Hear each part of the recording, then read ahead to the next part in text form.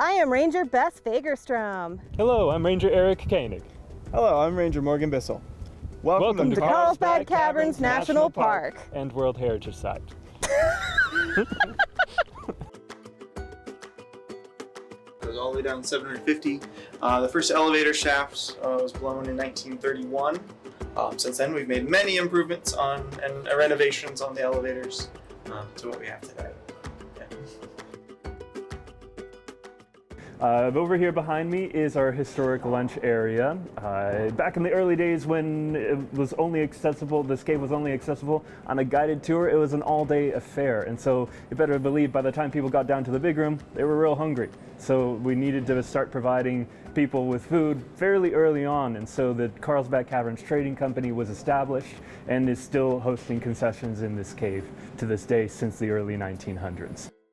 So here also in the gift shop of Carlsbad Caverns Trading Company, you have your park brochures available, and then also for purchase they have postcards which can be mailed from underground, and they have a really nifty stamp that says sent from 750 feet below the surface. But you can only get that stamp from inside the underground lunchroom when they are open, so it's a really unique experience that people get to have by visiting the underground lunchroom down here. And welcome to the big room at Carlsbad Caverns. So this is the largest continuous underground chamber in the United States with the size of 6 football fields or 2 Capitol buildings. It's a mile and a quarter around. It usually takes about an hour and a half to tour it. This is the highlight of our cave. This is what makes us famous. This is what you come to see. So this is the 2.5 miles of self-guided tour. This is what most visitors get to see. But there is much more to the cave. We currently mapped just over 40 miles of cave. Of course, we're sort of at a pause when it comes to exploration. It's always been a balancing act of preservation versus exploration. Some of our largest stalagmites here in the cave. And these formations are not only impressive to behold on a scale of size, but also on a scale of time. These formations have been growing drip by drip over centuries and even thousands of years. And with each drop of water, a new film of mineral is left behind over time. So it's not only is it impressive to look at, but it's also humbling to be in their presence because they've been around much longer than I have or ever will be. And hopefully they will continue to be here for people to continue to enjoy. He's been here before. I was here when I was 9. And you know, everything's bigger when you're 9, but it's still giant. This is beautiful. It's amazing. I think I got a buffalo burger at the restaurant. You did. I remember you told me this story about 4 times. I never had a buffalo burger, but I remember it to this day. And I'm glad my dad got us here, yeah.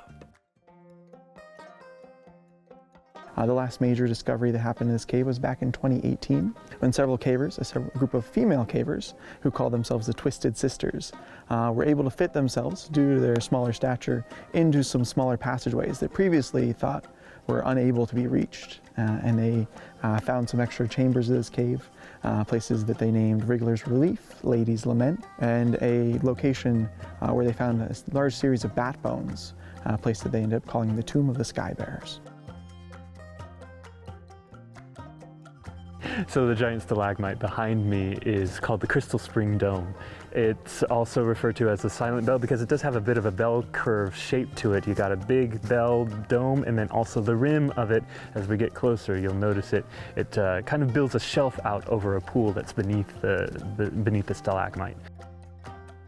In the visitor center, we've got, of course, our lovely information desk where you can ask any ranger about anything about the park. We've got our ticket desk where you purchase those tickets to enter the cave.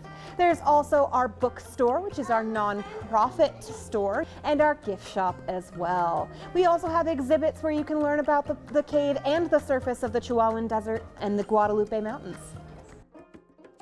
So you should definitely know what way you want to hike down into the park there, into the cave at least. There are a couple different options, one of which can be pretty strenuous. The main corridor, you're descending 80 stories in a mile and a quarter.